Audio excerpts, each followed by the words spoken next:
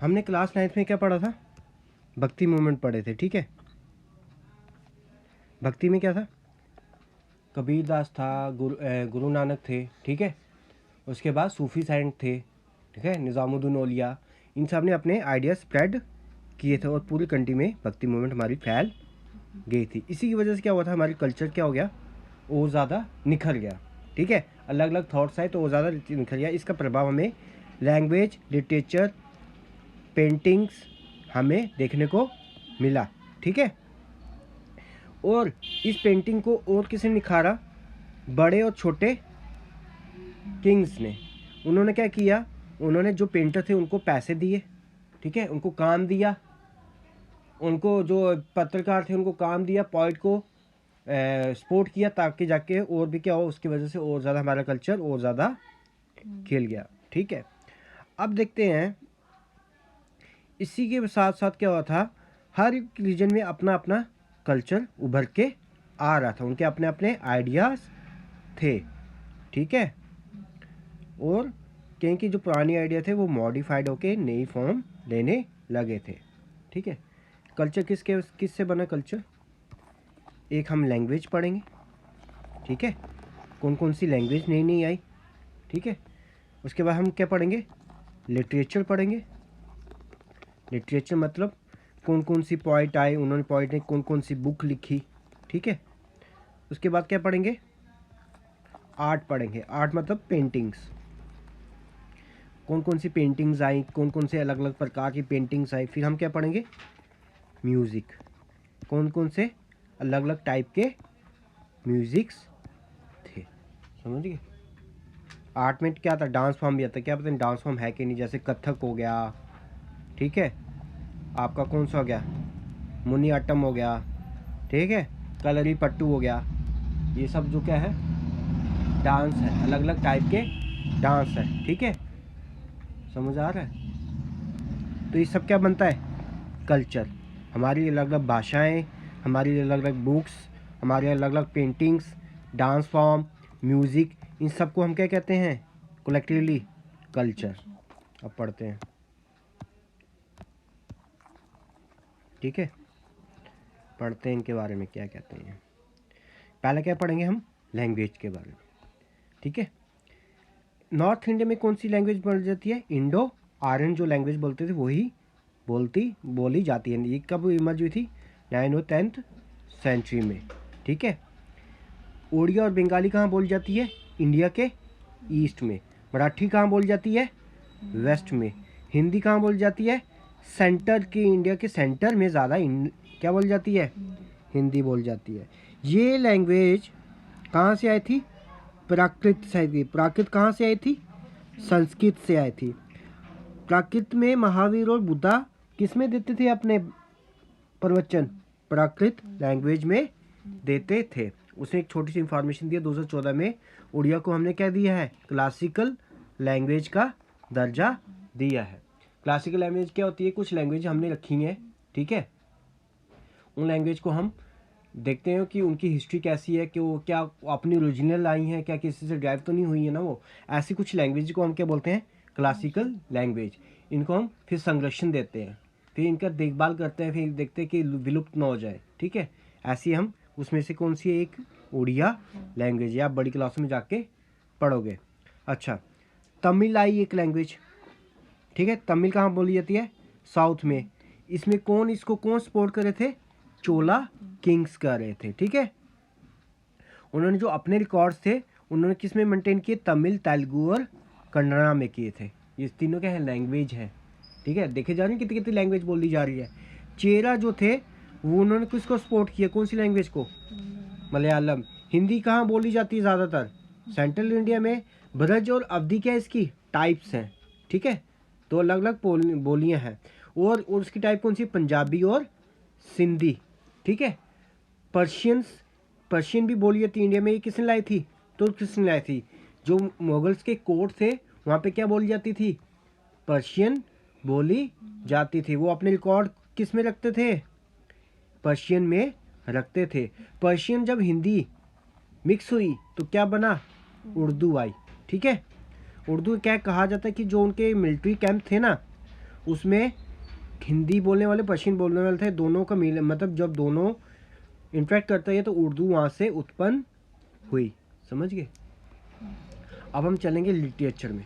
हमने देखी ना कितनी भाषाएं बोली जाती है हमारे यहाँ, ठीक है। अब हम क्या चलेंगे लिटरेचर में। लिटरेचर में देखेंगे कितने पोइट्स थे हमारे, उन्होंने क्या क्या बुक्स लिखी, किस किस लैंग्वेज में बुक लिखी है, वो सब देखेंगे। अलग अलग लैंग्वेज के अलग अलग पोइट्स होंगे। तो हम पहले किस में चलेंगे? संस्कृत लिटरेचर में चलेंगे। कल्हाना ने क्या लिखी थी? राज तरंगनी। क्या लिखी थी? बल्हाना ने क्या लिखी है? विक्रमांका देवा चरिता। ये किसके बारे में लिखी है? विक्रमादित्य के बारे में। ये कौन सा किंग था? चालुक्य किंग था। ये किस में है? ये सब किस में लिखा गया है? संस्कृत में लिखा गया। संस्कृत में एक और अच्छी वर्क है, वो क्या है? कथा सरित सागर। ये किसने लिखी हुई है? सोमा देवा ने। गीत गोविंद भी एक संस्कृत में लिखी है, किसने लिखी है? जया देवा ने लिखी हुई है। ये संस्कृत के काम है, समझ के? ये संस्कृत की बुक्स हैं, ये संस्कृत के पोइट्स हैं जो उन्होंने ये बुक से लिखी हुई हैं।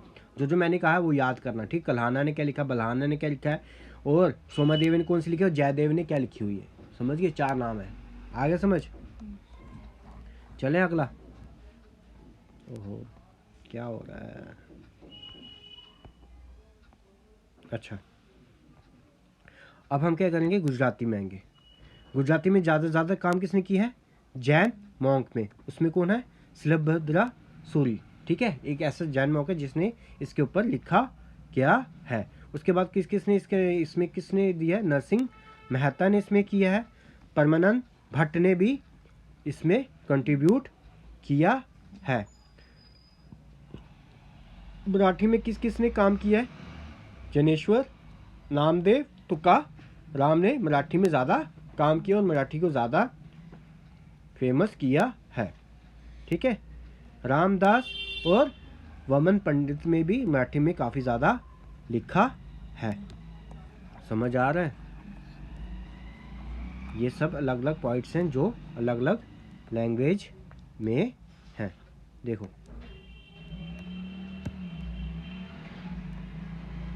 अच्छा, उड़िया में देखेंगे। उड़िया में किसने काम किया है? सिहू देवा ने और रुद्रा संधनी और सरला दास ने जो क्या किया है, ये सभी क्या है? ये सब उड़िया में इन्होंने कंट्रीब्यूट किया है। सरला दास ने क्या किया? महाभारत उड़िया में लिखी है। एक पंचकाश कहते थे, एक पंचकाश क्या थे? 5 पॉइंट थे जिन्हें उड़िया में ज़्यादा काफ़ी अच्छा काम किया है। पंचकाश कौन कौन से हैं? बलाराम दास, जगन्नाथ दास, अच्युता नंदा, जोसफ भंटा दास और अनंता दास ने काफ़ी ज़्यादा काम किया है उड़िया लैंग्वेज को क्या करने में? एनरिच करने में। और इन 5 को कहते हैं पंचकाश, ठीक है। अच्छा, और भी इसे नाम दिए हैं, उपेंद्र भंजा और दीना कृष्णा दास, ये भी है उड़िया में काम की है। अब देखो अगला है असामीज में किसने कौन कौन से पोइट थे? प्रहलादा चरिता किसने लिखा है? हेमा सरस्वती ने, ठीक है। ये पूछेंगे प्रहलादा चरिता किसने लिखा है? हेमा सरस्वती ने। किसमें, कौन सी लैंग्वेज में है? असामीज में है। महादेवा कंदाली ने क्या लिखा है? सप्तांगा रामायणा। याद रखना, ये असामीज में किसने कौन सा पोइट है? महादेव कंडाली। किसने इसने क्या लिखा है? सप्तांग रामायणा लिखी हुई है। समझ गए? आगे देखो, उसके बाद असम लैंग्वेज में अहोम जो रूलर थे, वहाँ के जो रूलर थे असम के, उनको क्या बोलते हैं? अहोम रूलर। उन्होंने भी रिकॉर्ड किस में रखे थे? असामीज लैंग्वेज में रखे थे। अब बंगाली में आ जाओ। कीर्तिबास ओझा, इसने क्या किया? रामायण को किस में कन्वर्ट की? बंगाली में की। महलादार बासु, इसने क्या किया है? श्री कृष्णा वज्या, ये बंगाली लिटरेचर है, यानी एक बुक लिखी है किसने? महलादार बासु ने। उसने क्या? श्री कृष्ण वज्या, ये किसने लिखी हुई है? महलादार बासु ने। चैतन्य चरित मित्रा, ये किसने लिखा है? कृष्णदास कविराज ने लिखी है। ये किसके ऊपर है? चैतन्य महाप्रभु के ऊपर बुक लिखी गई है। तो एक्सकॉन के जो है ना चैतन्य महाप्रभु, वो समझ गए। याद आया बंगाली लिटरेचर में कौन कौन से पॉइंट हैं, उन्होंने क्या क्या बुक्स लिखी हैं। काफ़ी ज़्यादा इस पीरियड में सेकुलर और रिलीजन दोनों पे काम किया गया है, ठीक है। और इनको बाद में तमिल में हमने ट्रांसलेट किया है। खम्बन ने क्या किया? रामायण को तमिल लैंग्वेज में कन्वर्ट किया। याद रखना, किस पोइट ने तमिल में की थी रामायण कन्वर्ट? खम्बन ने।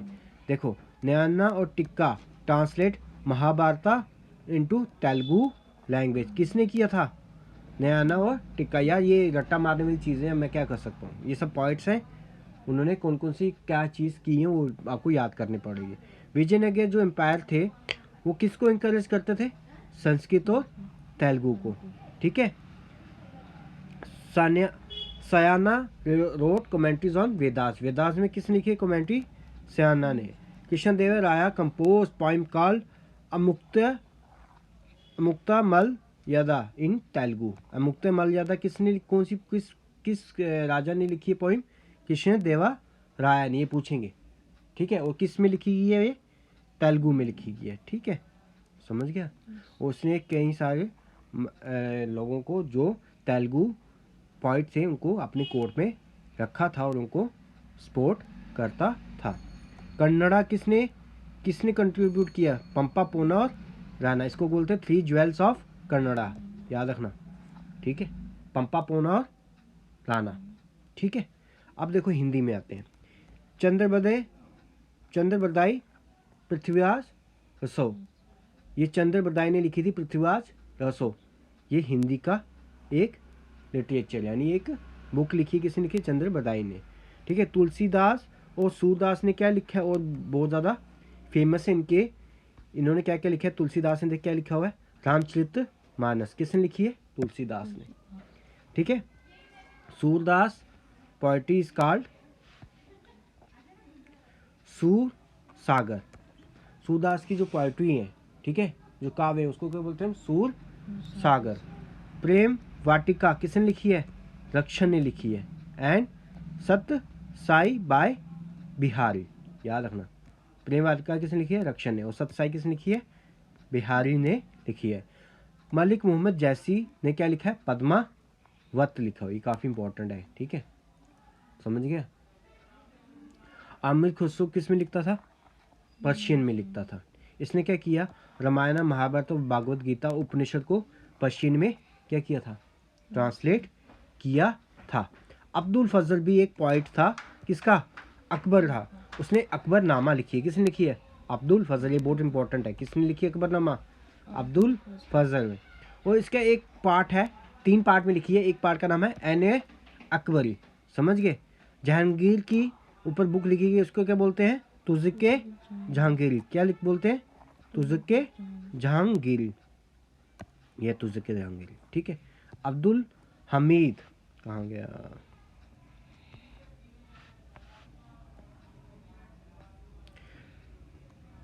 अब्दुल हमीद लाहौरी ने क्या लिखी है? पद्मा शाह नामा, ठीक है। और भी पर्शियन वर्क्स हमें देखने को मिलते। Delhi and Lucknow were the main centre of the Urdu poetry. Mirza Ghalib जो है वो उर्दू का काफ़ी अच्छा पोइट था। तो हमने यहाँ पे क्या क्या देखा? अलग अलग लैंग्वेज के अलग अलग पोइट थे, उन पोइट ने अलग अलग लैंग्वेज को कंट्रीब्यूट किया, यानी उस पर लिखा, ठीक है, और उन पर रिकॉर्ड लिखे, उन पर पोइम्स लिखी, उन पर बुक्स लिखी, उस किस में? लैंग्वेज में। और तेरा काम क्या है कि कौन सी बुक किसने कवि ने लिखी है और कौन सी लैंग्वेज में लिखी, ये याद कर।